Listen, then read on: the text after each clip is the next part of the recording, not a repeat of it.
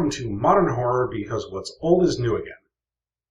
And that is just a really clunky segue into Hammer Productions is back, and that's awesome. Hammer Productions is famous among horror fans for producing a series of wildly successful Gothic-style horror movies in the 50s and 60s, based off of classic monster stories.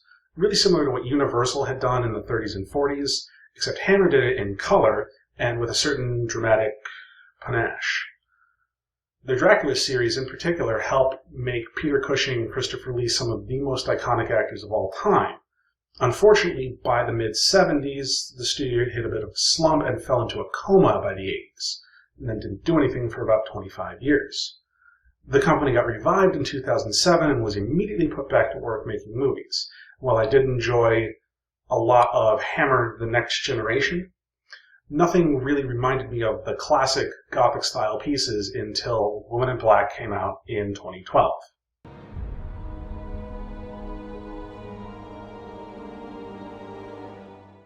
The atmosphere is really thick, like a 10-ton slab of whale blubber, and the scares are great and have a lot of variety to them. In fact, if I have any complaints about the movie at all, it's that the atmosphere might be a little bit too depressing.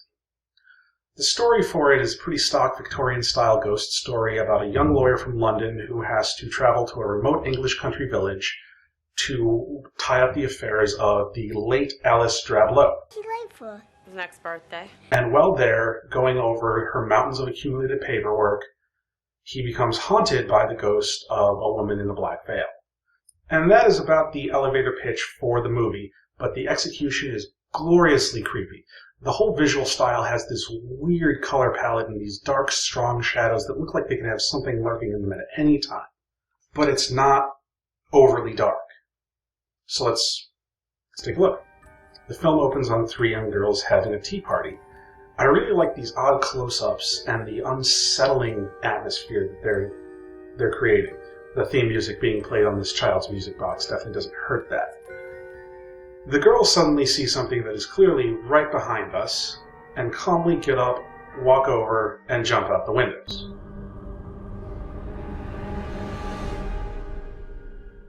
Now, I don't want to downplay how horrifying of a concept child suicide is, but I really like how restrained the movie is with its handling of it. It's not in your face with it trying to play up the tragedy or the shock value of it. You don't see screaming people. It's an opening statement, not a sensationalist headline. Anyway, after a short credit sequence, we're introduced to this sad sack, Arthur Kipps. A quick analysis of his son's artwork indicates that his wife has died and he is sad all the time. That's Mummy. That's you. Why do I look so sad? That's what your face looks like. Ooh, faced! Arthur hops on a train and begins traveling to the town of Crith in Gifford. On the train, he meets Samuel Daly, a wealthy landowner. So, you're from London? He's so dreamy. He has a car. Beautiful car, Mr. Daly. First one in the county! But he has far worse luck with the locals. No, not finding any booking. My officer telegraphed ahead. Well, we're back to the rafters. The innkeeper tries to shoo him away immediately, but the wife manages to convince him to take pity because of the weather. Oh, we can't have him out in this weather, can we? Not in the rain. We must have something, just for tonight. We don't. Unless you want to put him in the attic. This is the same attic from the opening, which does sort of explain why they wouldn't want him to stay there. The first morning, Arthur tries to meet with the town's lawyer, a Mr. Jerome, who tries to shoo him away again. The London train leaves in half an hour. My colleague Keckwick is waiting outside with your luggage. Arthur has to bribe the cart driver, Keckwick, just to take him to the island so he can do his job.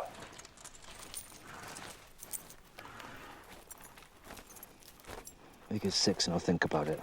6 shillings. At this point, no one is forceful or openly hostile, so it's not so much pitchforks at dawn as it is vaguely uncomfortable shunning. This causeway, called Nine Lives Causeway in the movie, is actually the causeway connecting the Osea Island with mainland Essex. Osea? Osea? Osea. Osea Island is a tidal island just like the one in the story, and there's also a rehab clinic on the island that housed Amy Winehouse for a time. Is that relevant? No, not at all. But who doesn't like trivia? Anyway, because of the tide, Arthur is now stuck on the island until the late evening. Can you pick me up at 3? I can't. I need to get back to the mainland before the tide comes in, else I'll be stuck here for the day. I'll be out again by 5. I'll come back for you then. As he tools around the house securing himself light and water for later, we get our first full frontal view of the woman in black. I really love how this is played because of how slight it is. She's just in the background the whole time Arthur's scurrying around with this lamp, and the soundtrack barely hums about it until she turns towards him.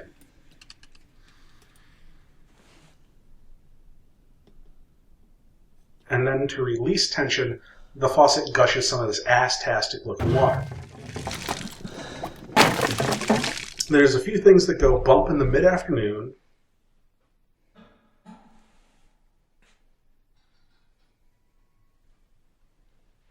And Arthur is drawn upstairs.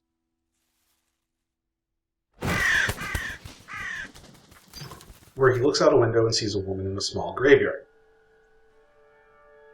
When he makes it back outside, she's gone. Hello? But he hears screaming coming from the marshes and rushes into the fog to try to help. He can't tell the source of the sounds and gets a bit panicky. Well, we see flashes of a cart being sucked in the mud. Suddenly, he turns around and runs into Keckwick and decides to get while the getting's good.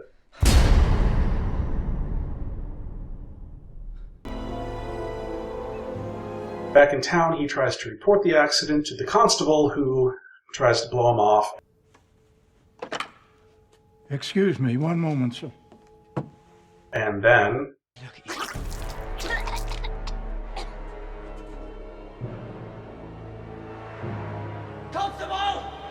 Damn. In case anyone is keeping score, that's 4 dead children. 5 if you count Nathaniel. And where was the constable this whole time? I mean, I get that he's not the most sprightly fellow in the world, but he made it, what, 5 steps? You think with all the screaming, he could put a little bit of hustle on. But I digress. Anyway, Arthur goes back to the hotel. Hello? Mrs. Fisher?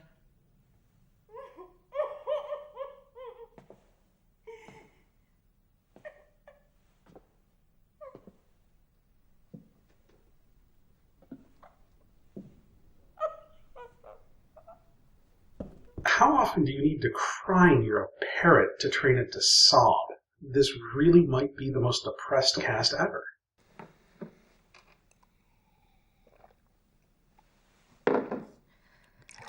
Arthur goes to have dinner with the Dailies, and to say it is extremely awkward would be an understatement.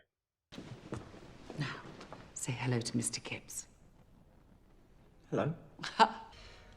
He wants to draw you a picture. Elizabeth. Elizabeth. No.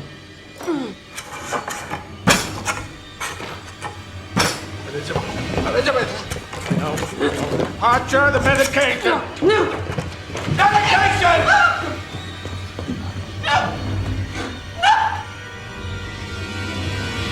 Consuela, does this rag smell like chloroform? The next morning, the villagers blockade Arthur.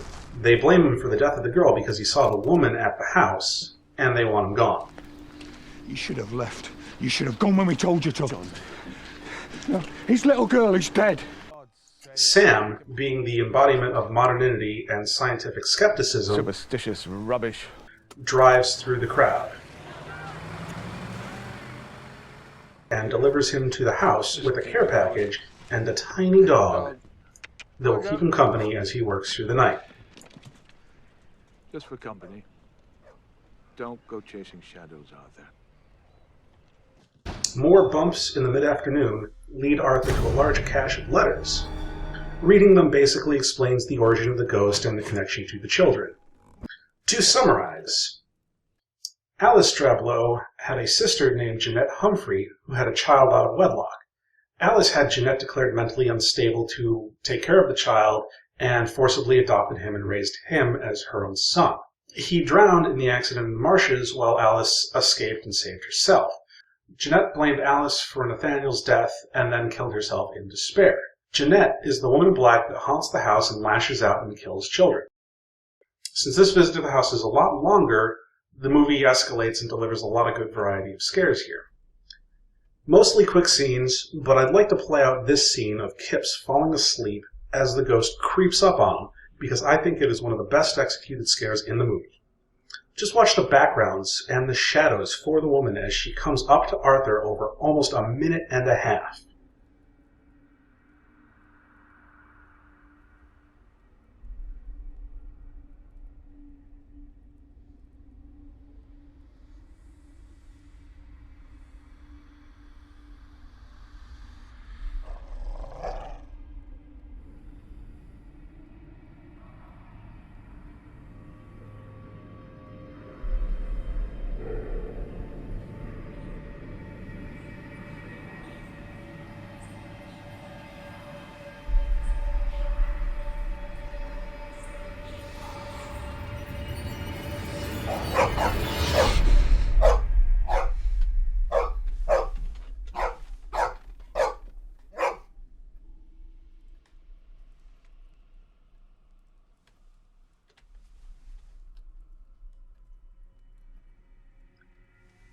And then the delayed payoff of the scratched photo.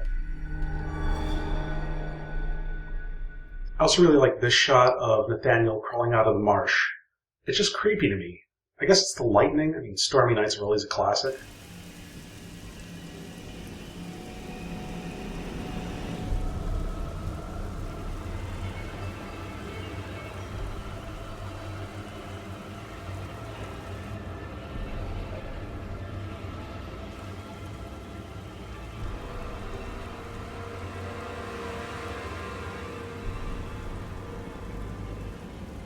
After this, the action really ramps up and the scares become more shocking and exciting until Arthur runs right into Sam.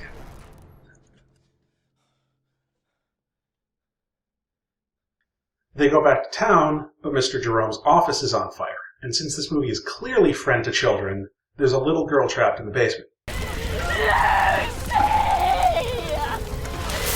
Arthur runs in to save her, but the woman is there, and she douses herself in lantern oil. I'm gonna come and get you!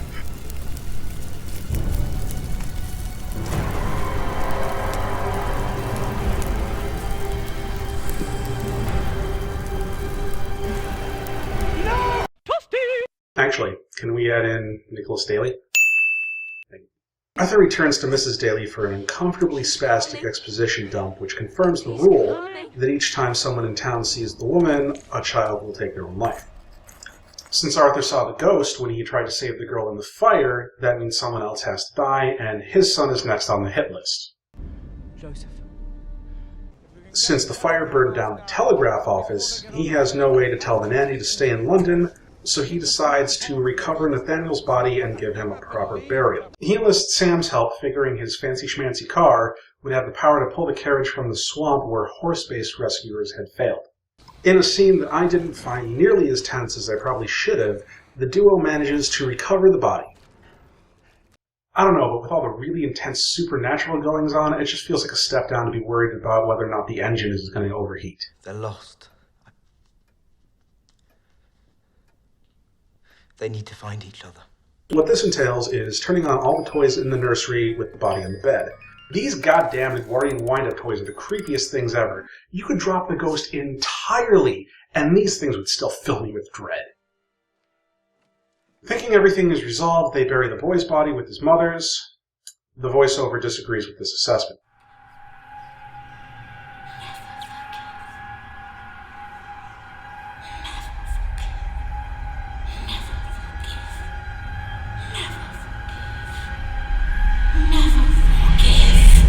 Arthur meets his son and nanny at the train station. Joseph! Daddy! This does not go well. I love how the opening theme of the music box orchestration plays again here while Joseph's wandering off.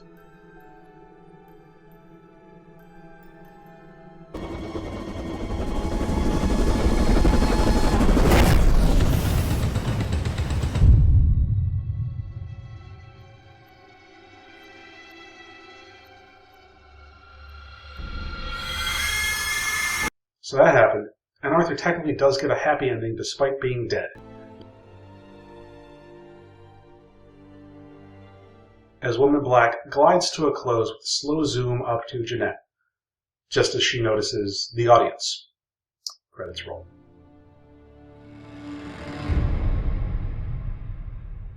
I've heard a theory that the ghost gets Arthur killed so that he can reunite with his wife and live happily ever after, as some sort of a twisted thank you for recovering the body of her son. But this doesn't quite gel with me for two reasons. First, in the very short span between actually burying Nathaniel and now, we get the one scene of the voiceover continually shouting, "Never forgive." And secondly, she takes Joseph while Arthur is distracted, so how could she have possibly known that Arthur would notice in time to jump onto the platform and attempt to save his son? Unless ghosts are psychic. What I think explains the end is that Jeanette did her normal thing of making children die, but when Arthur jumped in and sacrificed himself to save his son, she decided not to take Joseph as a ghoul, which she normally does. And you can see that he's missing from the ghouls in the reflection that Sam looks at in the train window. She had condemned her sister for not trying to save Nathaniel in the carriage accident, but recognized Arthur's sacrifice when he jumped in to try to save his son. Also, I really like how the types of scares are varied and handled differently. A lot of these haunted house movies will show the ghost along with a big soundtrack sting and lots of flashy music video style cutting, which can be fine if the ghost is actually startling someone, but if it's just there in the background, that's not startling. The sense of being watched or of seeing someone that disappears when they couldn't have is unnerving. Being attacked by a crow is startling, and this movie knows the difference. Though it does get a little bit loud towards the end, but I can't really fault it for trying to amp up its climax. Finally, I did want to go over a couple of differences between the Susan Hill novella and the screenplay for this movie as written by Jane Goldman. First off, the character of Arthur. In the movie, he's this incredibly tragic figure. He's lost his wife, his son is kind of surly, he's on the verge of losing his job. Things are just not going well for Arthur Kipps. But in the book, he is a young, childless, hotshot lawyer who is engaged. He goes up to Frith and Gifford in an attempt to prove himself to the owners of his firm. Also, in the book, Arthur lives. He goes back to London, marries his fiancée, and they have a child who is killed several years later by the woman in black. And then Arthur remarries and has more children, and all in all has a very long and satisfying life. The basic plot of the movie is the same as the book, but there are a lot of little differences, mostly in the form of things that the movie added. No children explicitly die in the book, so the scenes with the girl who drank the lye or the one who lit herself on fire never actually happened. Also, in the book, the cart accident claimed Nathaniel, his dog, and Keckwick's father, who was driving the cart, and a nanny, while in the movie, Alice Strablow was in the carriage and escaped, saving herself, leaving Nathaniel to die. Also, in the book, the bodies are recovered, so the entire ending we had in the movie where Arthur dragged up the cart to try to recover the body never happened. The big incident in the book that causes Arthur to leave the job unfinished and go back to London is a scene in which the small dog that Mr. Daly loans him runs out into the marshes, chasing that residual haunting, and falls in and starts drowning, so Arthur manages to save the dog but is so exhausted that he just passes out on the steps of the house. The movie did get rid of a couple of things, though, like several chapters of the book that were devoted to how excited Arthur was to be riding around in the countryside on this bicycle that was on loan from the innkeeper, and also an opening chapter of him tooling around the farmer's market trying to make friends. The whole timeline in the movie is compressed versus the book, which gave the character a lot of downtime to relax. The novella has this internal monologue to work with to convey the sense of lingering dread and fear that the character has, while outwardly he's doing things like having picnics in the next town over. Without these scenes, there's not much to the book, so if the movie didn't add anything new, it just would have been a couple of scenes of Daniel Radcliffe running around a creepy old house, freaking out because he couldn't figure out how to open one specific door, then drinking some beer, eating some cheese, and passing out. The new scenes make the story feel fuller and add some gravity and menace to the ghost. Being able to see more of how this affects the villagers creates a real sense of tragedy and continues the super depressing feel of the movie.